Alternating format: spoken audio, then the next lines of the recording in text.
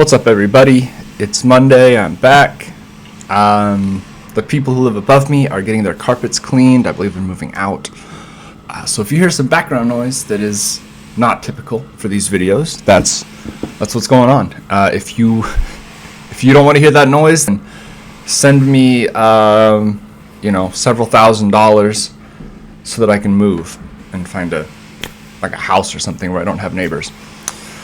Shouldn't be too distracting.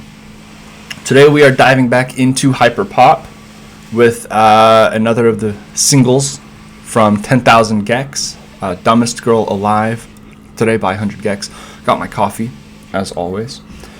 A couple things before we get started. I'm not a professional. I'm not a professional reviewer. I'm not a professional musician, so please don't expect me to get too into the weeds on production, samples, things like that. That's just not something I'm super well versed in. And also, don't be a dick. You may not like hyper pop. That's okay. Not everybody does. It is kind of a unique musical experience. You may not like the way I review things. That's also fine. I try to be thoughtful, but it's not exactly the most polished operation around here. I get that. I will say before we get into it that if I see anybody talking shit about trans folks, queer folks, any of that, I will come down on you with a vengeance. I don't tolerate that kind of stuff. We support trans rights on this channel. So just let it be known, if you have opinions about trans people, then you keep them to yourself. That's what I have to say about that. But let's get into it. This is Dumbest Girl Alive by 100 GECS.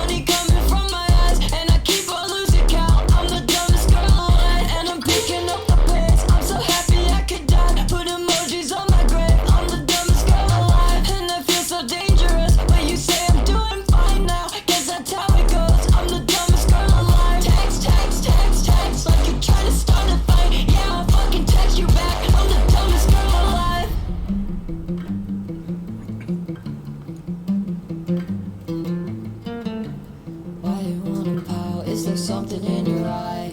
Can you show me how? Can you show me how to cry?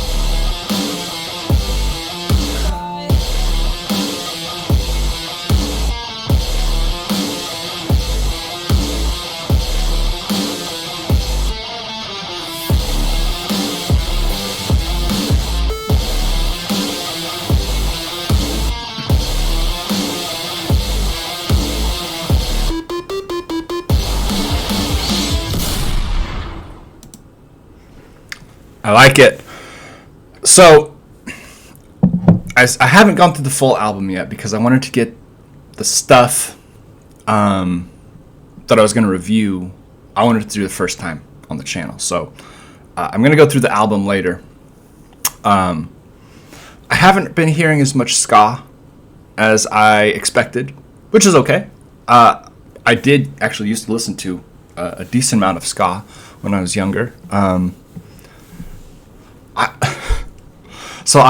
My music that was approved by my parents for me to listen to was fairly narrow, and not a lot of aggressive music was allowed. Not much, nothing in the way of like metal, punk. But I found a Christian ska band that had some pretty loud songs. And so I was allowed to listen to them. So I got into the Supertones. And you know what? I may do a Supertones video on the channel one of these days. Because like they were decent musicians. Like ska is not for everybody. But it's not a bad form of art. Technically, there is no bad form of art. All art is good. It's just in the who perceives it. But point being, not everybody likes ska, but it's not a bad form of music. It's plenty enjoyable. Guitar on this really reminded me of "Welcome Home" by Coheed and Cambria, which is a great opening guitar line that.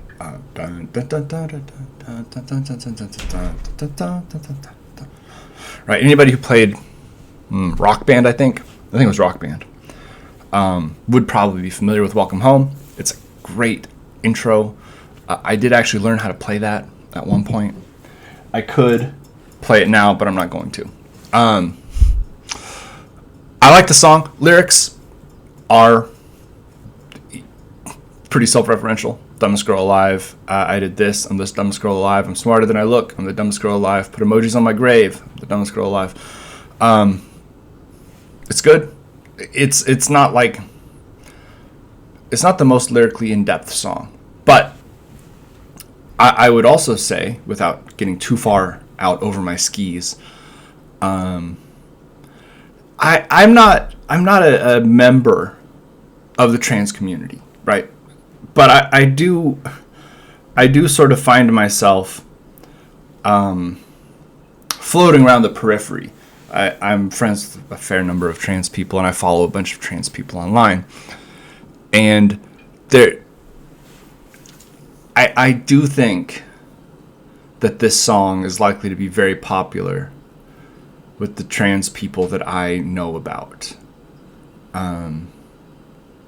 Just some of the things that I see people talking about make me think that the song is going to be very successful. Also, the line, "I did science on my face." I'm not here to speculate. I have no idea if Laura has done FFS or anything like that.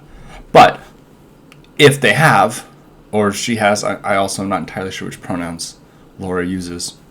So, as to not be offensive, I'll switch between she and they. But I don't know if facial feminization surgery has been done. But if it has, that would certainly explain the line, "I did science on my face." Yeah, I like this one. I think it's a fun song. It reminds me of an experience that most people are too young at this point. Certainly people who listen to 100 GECS are too young to really remember, which is listening to like either MIDI versions or really shitty audio quality versions of popular rap songs specifically, but also like punk songs, metal songs, on your phone speaker, and the way it would blow out the speaker, right? That's the quality of that like first minute and a half of the drums, right? It's very splashy sounding. It's very fuzzy because that's the sound you get when you're playing audio too loud on a speaker that can't handle it. It's a cool effect, right? It's very it's sort of a nostalgic feeling. There is this movement that I'm seeing towards getting back to, back to physical media, back to more traditional methods of like making music, and back to sort of emulating the stuff that we all were hoping would go away in the 2000s, right? Because now, whether or not you have headphones, if you got an iPhone or Samsung or whatever, you play a video, it sounds fine, right? The speakers are good, the bass, the equalization's good, and you get quality sound. The olden days, you didn't have that. But that's what we dreamed of, right? Someday, I'll be able to turn up my phone real loud and I'll be able to hear it and it'll sound good. And now we're sort of, it's an interesting pivot away, I think, from sort of the perfection in music and the cleanness of everything. And I'll be interested to see if it continues in the next few years. But it does seem to be a little bit of a reaction to the polish and the perfection that you see in the world, in music, in art. So we'll see, right? We're going back to DIY aesthetics. Whether or not we go back to DIY entirely, we'll see. Bands like Omerta, Callous Cowboys, bands that are making like strange experimental music. It's a positive, I think. It's a good thing. I like what's being made now, but I also think that the pushback is useful, right? Seeing people react to what they feel is maybe a little bit too polished, a little bit too artificial, right? And we're pushing back by that, by leaving in mistakes, by making stuff that is jarring or maybe is difficult to listen to. I think that that's valuable. I think that it forces you to take a different approach and think about art differently. And I think that's always pretty much a good thing. But I'm going to wrap it up. Thank you guys for watching. Have a good day. Stay safe out there. Drink lots of water. And be good to each other.